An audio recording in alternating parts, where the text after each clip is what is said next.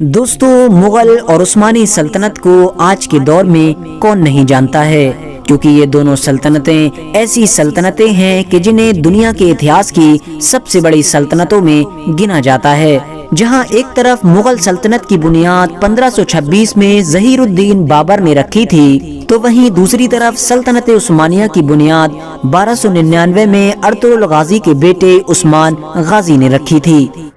खुश आमदीद व्यूअर्स, अस्सलामु अलैकुम वरहमतुल्लाह बरकातहू। मैं सरताज अहमद अय्यूबी। मैं हूं फरजाना अय्यूबी। आज हम जिस वीडियो का रिएक्शन करने वाले हैं उसका टाइटल ये है कि मुग़ल और सल्तनत उस्मानिया के रिश्तों की कहानी क्या है। तो आज का वीडियो बहुत ही इंटरेस्टिंग होने वाला है। मेरी आप लोगों से गुजारिश है कि वीडियो को एंड तक देखिएगा और आपको इस वीडियो का लिंक डिस्क्रिप्शन बॉक्स में मिल जाएगा। तो वक्त को बिल्कुल ज़ाया नहीं करते हैं और वीडियो शुरू करते हैं। दोस्तों, मुगल और उस्मानी सल्तनत को आज के दौर में कौन नहीं जानता है, क्योंकि ये दोनों सल्तनतें ऐसी सल्तनतें हैं कि जिन्हें दुनिया के इतिहास की सबसे बड़ी सल्तनतों में गिना जाता है। जहां एक तरफ मुगल सल्तनत की बुनियाद 1526 में ज़हीरुद्दीन बाबर ने रखी थी, तो वहीं दूसरी तरफ सल्तनत उस्मानिया की बुनियाद 1299 में अर्तुगरुल गाजी के बेटे उस्मान गाजी ने रखी थी। हालांकि दोस्तों, ये दोनों ही सल्तनतें तुर्क सल्तनतें थीं, यानी इन दोनों के हुक्मरान तुर्क नस्ल से ही ताल्लुक रखा करते थे।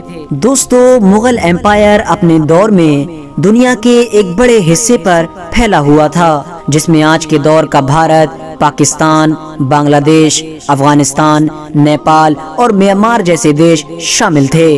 वहीं दूसरी तरफ अब अगर बात की जाए सल्तनत उस्मानिया के बारे में, तो सल्तनत उस्मानिया अपने दौर में दुनिया के 3 बड़े महाद्वीपों पर फैली हुई थी, जिसमें एशिया और यूरोप के साथ साथ अफ्रीका भी शामिल था। दोस्तों, सल्तनत उस्मानिया दुनिया के कितने बड़े हिस्से पर फैली हुई थी, इस बात का अंदाजा सिर्फ इस बात से लगाया जा सकता है कि जब 20वीं सदी के शुरू में इस सल्तनत को खत्म किया गया, तो इसकी जगह पर बेशुमार नए देशों ने जन्म लिया।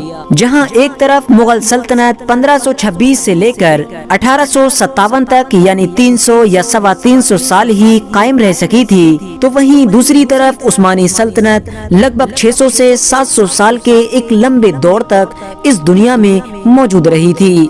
हालांकि दोस्तों, इन दोनों ही सल्तनतों को अपने दौर में हद से ज्यादा अमीर माना जाता था। फिलहाल दोस्तों, अब बात करते हैं इन दोनों सल्तनतों के बीच के रिश्तों के बारे में, यानी मुगल और उस्मानी सल्तनत के बीच रिश्ते कैसे हुआ करते थे। क्या ये दोनों सल्तनतें आपस में एक दूसरे की दोस्त हुआ करती थी, या फिर इन दोनों के बीच बहुत खतरनाक दुश्मनी थी। तो दोस्तों, सबसे पहले तो हम आपको ये बताते चले कि सल्तनत उस्मानिया के दौर में दुनिया की हर छोटी बड़ी मुस्लिम सल्तनत उस्मानी सल्तनत का अदब और एहतराम किया करती थी, और उसकी सबसे बड़ी वजह मक्का और मदीना जैसे पाक शहर थे, क्योंकि ये दोनों शहर भी सल्तनत उस्मानिया के अंडर ही में आया करते थे।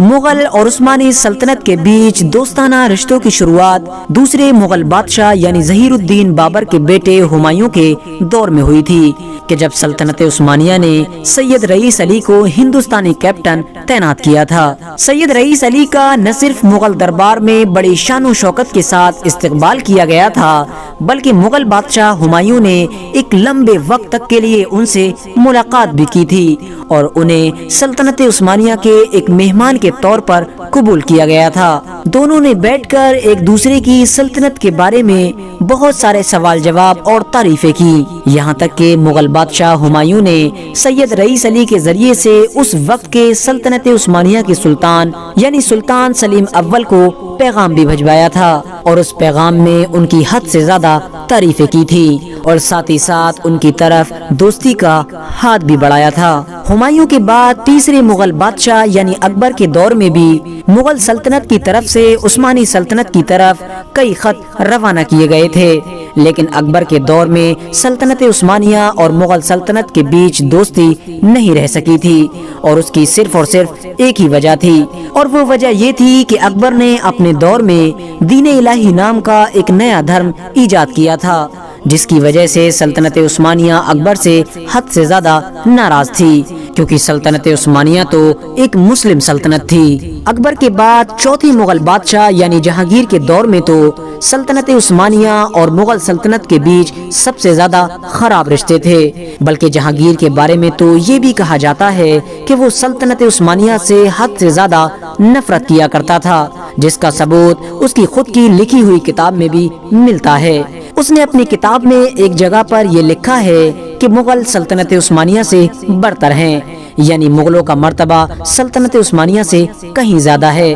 बहुत सारे एक्सपर्ट्स का ये भी मानना है कि जहांगीर ने अपने असली नाम यानी सलीम को इसलिए भी नहीं अपनाया था क्योंकि ये सल्तनत उस्मानिया के पहले खलीफा का भी नाम था। हालांकि दोस्तों, जहांगीर के बाद आने वाले मुगल बादशाह यानी शाहजहां कि जो ताजमहल जैसी खूबसूरत इमारत की वजह से आज पूरी दुनिया में मशहूर हैं, उन्होंने अपने दौर में सल्तनत उस्मानिया से रिश्ते संभालने की भरपूर कोशिश की थी और उनके दौर में दोनों सल्तनतों के बीच कई बार खतों के जरिए से राब्ता भी हुआ था।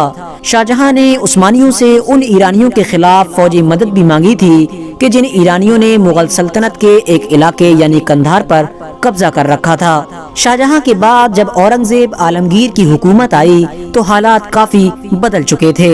सल्तनत उस्मानिया यूरोप की कई रियासतों से अपना वजूद बचाने के लिए जंग कर रही थी। उस्मानी सल्तनत ने उस दौर में यूरोप की सल्तनतों से जंग जीतने के लिए कई मुस्लिम सल्तनतों से मदद भी मांगी थी, जिसमें हिंदुस्तान की मुगल सल्तनत भी शामिल थी। लेकिन मुगलिया सल्तनत की तरफ से इस दौर में भी उस्मानी सल्तनत की कोई खास मदद नहीं की गई और उसकी बड़ी वजह ये बताई जाती है कि क्योंकि औरंगजेब आलमगीर जब मुगल सल्तनत के नए बादशाह बने थे तो लगभग सभी सल्तनतों की तरफ से कासिद भेजकर उन्हें मुबारकबाद दी गई थी, लेकिन उस्मानी सल्तनत की तरफ से उन्हें मुबारकबाद देने के लिए कोई भी कासिद मुगल दरबार में नहीं आया था। इसके अलावा एक वजह ये भी बताई जाती है कि क्योंकि औरंगजेब आलमगीर के दौर में मुगल सल्तनत के उन ईरानियों से बहुत अच्छे रिश्ते हो गए थे कि जो किसी दौर में मुगल सल्तनत के बहुत बड़े दुश्मन हुआ करते थे और यही ईरानी सल्तनत उस्मानिया के भी हमेशा से ही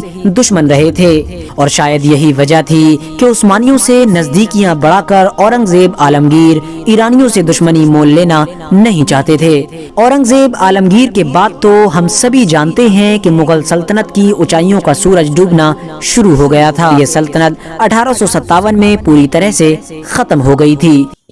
आज के इस वीडियो में मुगलों की सल्तनत और सल्तनत उस्मानिया के बारे में क्या बताया गया है उसके बारे में हम जिक्र करते हैं, क्योंकि बाबर जो हिंदुस्तान में आकर के 1526 में इन मुग़ल सल्तनत कायम की और उस्मानिया सल्तनत जो है 1299 में जो है अर्तुगरुल गाजी के बेटे उस्मान गाजी ने शुरुआत की थी।